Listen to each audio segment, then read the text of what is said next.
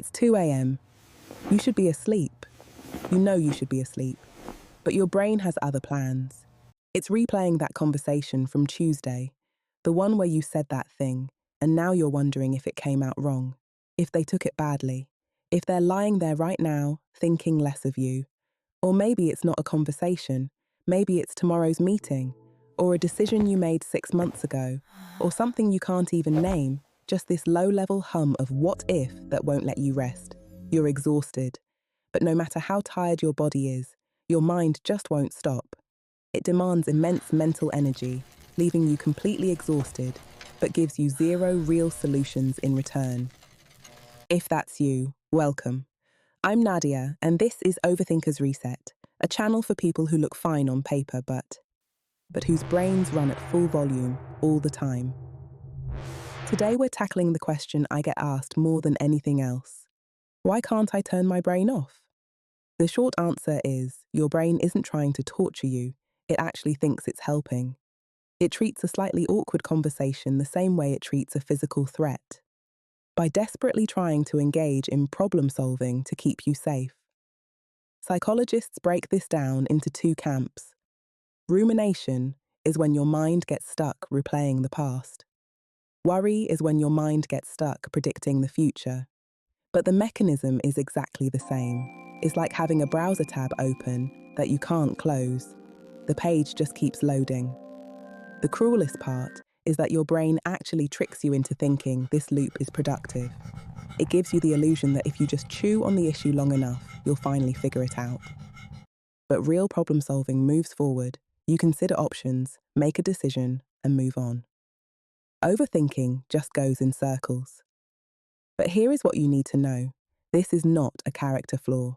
It is simply a highly practiced brain pattern. And like all patterns, it can be understood and it can be changed. So, how do we actually close the browser tab? The first step is understanding why it happens, and then we will get straight into the tools. Your brain has one primary job: to keep you safe. That's it. That's the whole brief. And it's been doing this job for hundreds of thousands of years, long before we had emails and performance reviews and social media to worry about. To keep you safe, your brain has a threat detection system. It's always scanning your environment, physical and social, for anything that could go wrong, anything that could hurt you, embarrass you, reject you, or leave you isolated from your group. Because to our early ancestors, being separated from the safety of the tribe meant certain death, your brain still hates loneliness and is hardwired to seek social connection. That's why your brain treats an awkward social interaction or a critical email like a literal threat to your life. Neuroscientists refer to this as the negativity bias. Imagine your brain like a magnet that pulls in bad experiences but lets the good ones slip right by. That's how it's wired. This happens because paying more attention to negative events helped keep our ancestors safe. Negativity bias means your brain naturally focuses more on negative details than on neutral or positive ones, and this habit often feeds into overthinking and constant worrying. For our ancestors, this was genuinely life-saving. A brain that noticed the rustle in the bushes and kept thinking about it survived.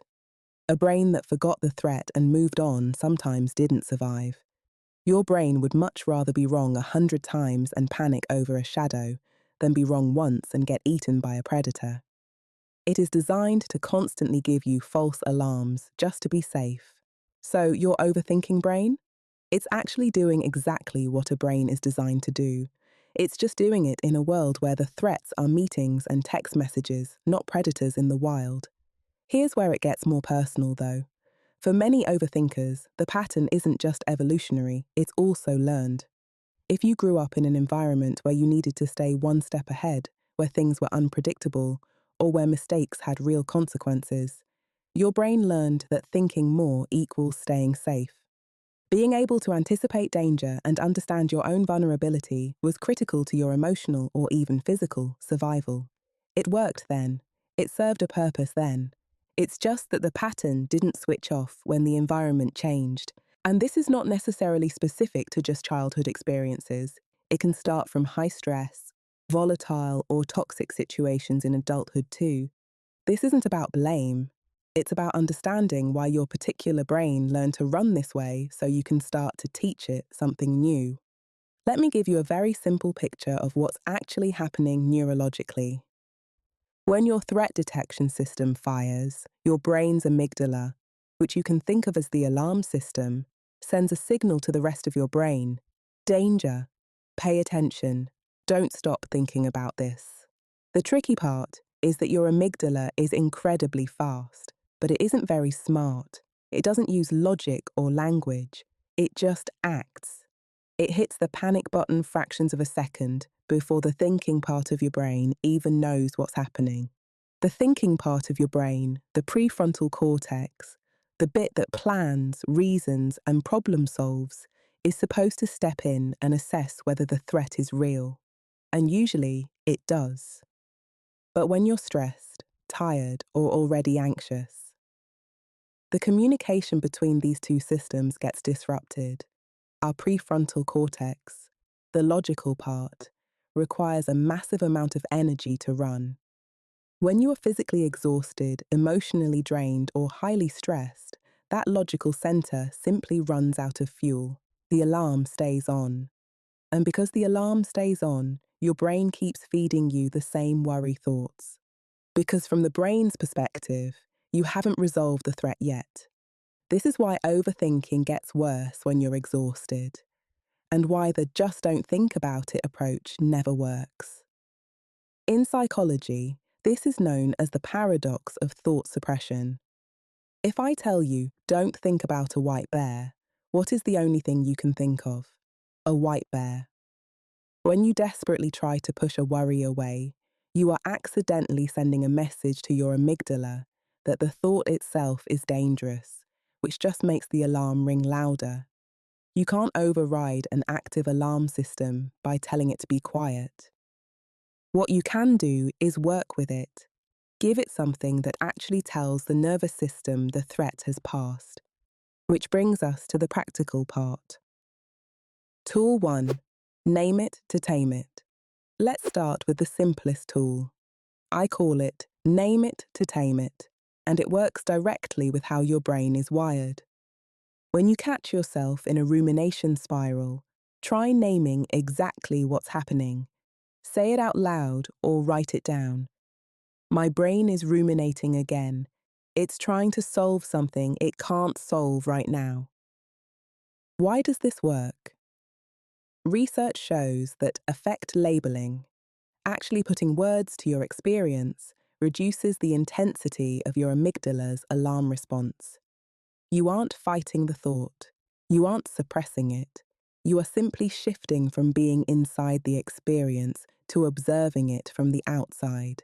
And that tiny bit of distance, it changes everything. Tool 2. The scheduled worry window. Now, this one sounds entirely counterintuitive, but stay with me. In clinical psychology, we call this worry postponement. Instead of desperately trying to stop the thoughts, which we know doesn't work, you actually schedule them. You pick a specific time each day, let's say 15 to 20 minutes, absolutely no more, and that becomes your official worry time. When a looping thought pops up outside of that window, you just acknowledge it. That's a worry. I hear you, but I'll deal with you at 5 p.m. This works because you aren't white-knuckling the thought away, you're just delaying it. And what most people find is that when 5 p.m. finally rolls around, at least half of the things they were panicked about no longer feel urgent. Your brain got the message that those worries are on the agenda, and that alone was enough to quiet the alarm. Use that time to actually focus on those worries, so you aren't just ignoring what is bothering you. If you are interested in seeing a whole video breaking down this topic in more detail, write worry window in the comments below. Tool 3. Body first, brain second. Remember earlier when I said you cannot override an active alarm system just by talking to it? This is where your body comes in. Your nervous system actually has an off switch, but it is activated through your body, not by thinking harder. One of the absolute fastest ways to hit that switch is through extended exhale breathing. Breathe in for 4 counts and out for 6 to 8 counts, or whatever length is comfortable for you.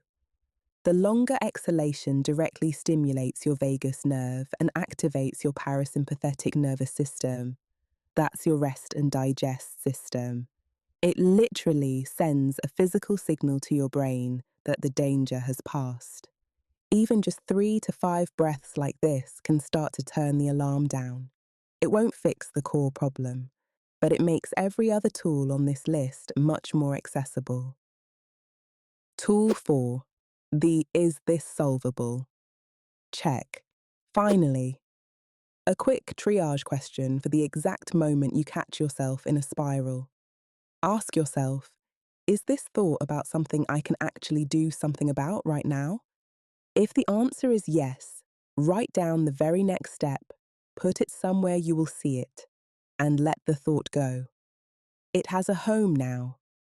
If the answer is no, maybe it's about something that already happened in the past, or some unpredictable event in the future. You label it as a not solvable right now thought, and you actively redirect your attention. You don't do this because your concern isn't valid. You do it because your brain circling it at 2 a.m. is absolutely not making anything better. Now, this takes practice. You won't be perfect at it immediately, and that is not the goal.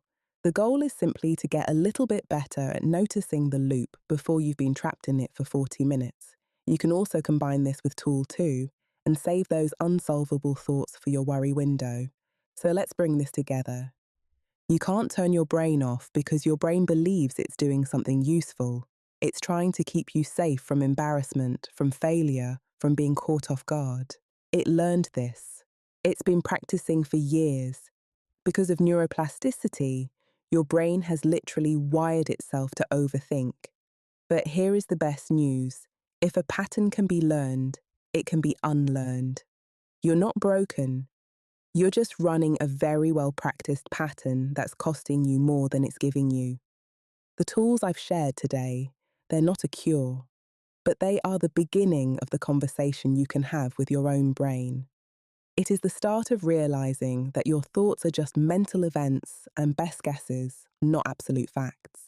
If this video resonated, please subscribe because every week on this channel, I go deeper into the patterns that keep thoughtful, capable people feeling stuck.